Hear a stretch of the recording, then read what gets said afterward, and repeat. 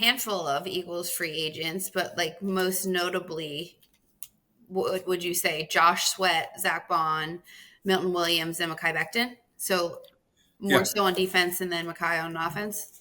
Yeah, they're the notable free agents. Oh, and Kenny Gainwell too. Yeah, I like Kenny Gainwell a lot, both special teams and as a backup running back. The question is whether Howie and the coaches will be happy with Will Shipley, who was a rookie out of Clemson last year. He played well on special teams.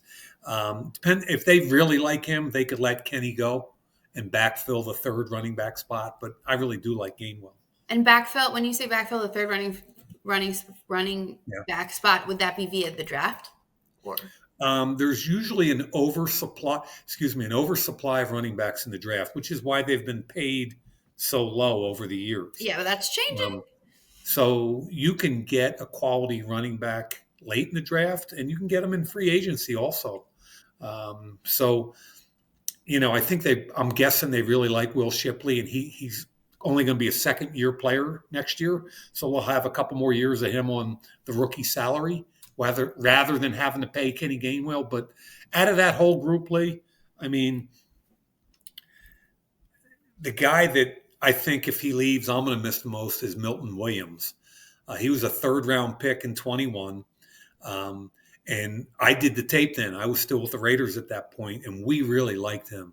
And he was a really gifted physical defensive tackle from a small school, Louisiana Tech. And I think they've done a great job developing him.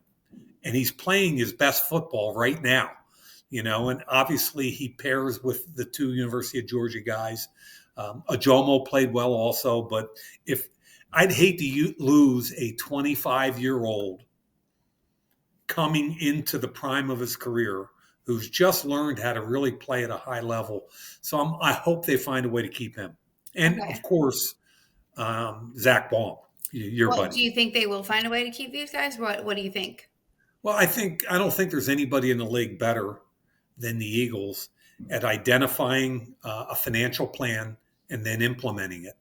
And what people don't understand, Lee, is that different teams have different financial structures and what they can and can't do with paying bonuses to players and how to structure contracts.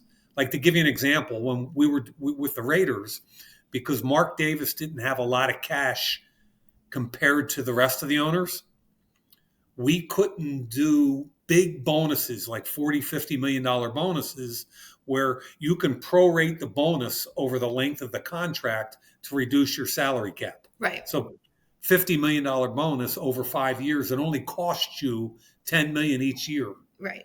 Staggered. Okay. Yeah. And we couldn't really do that. Right. Yeah. Yeah, we couldn't do that, which hurt us a little bit trying to negotiate big salary deals, and mitigate your salary cap issues. But Howie's been unbelievable, and it'll be interesting. I think what free agency will tell you is, for instance, Josh Sweat, who's played really well, obviously, right? 2.5 sacks in the Super Bowl. He's come on at a high level. What do they think of Jalix Hunt, the kid they drafted last year, small school kid?